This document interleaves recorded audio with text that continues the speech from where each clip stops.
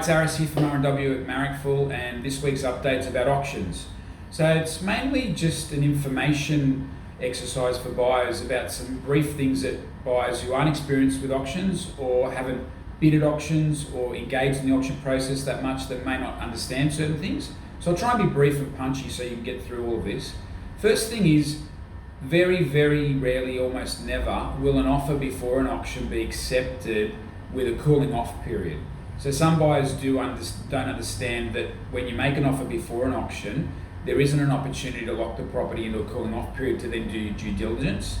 You basically have to do it in reverse. So if an offer is accepted, you then have to do all your due diligence rapidly and then exchange contracts unconditionally. So in effect, buying prior is exactly the same as buying on the day. You must pay the money, sign the contract, and have no cooling off period, as exactly the same as it would be if it's on the day. So that's number one.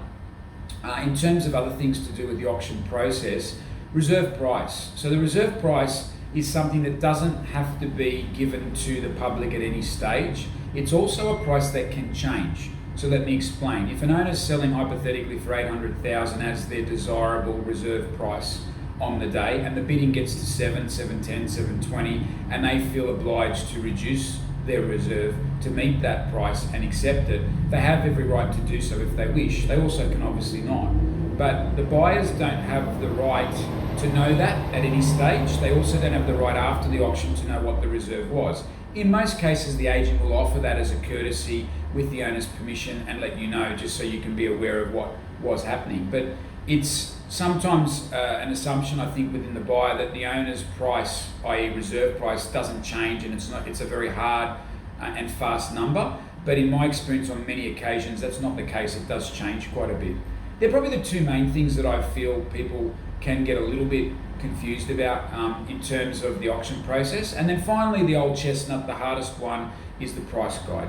So the word guide is the key phrase, word, when that information is given. It is a guide. If it is the asking price, then we're for sale. If it isn't for sale and it's an auction, that guide may be met, it may be breached and gone higher. It may actually, in some cases, be sold for lower. It's there to give you a rough idea of what the owner's expectations may be, but as always, my owners want the most amount of money the best buyer in the market can possibly pay. The guide helps to sort out people that may have that amount of money or be in that range or may not.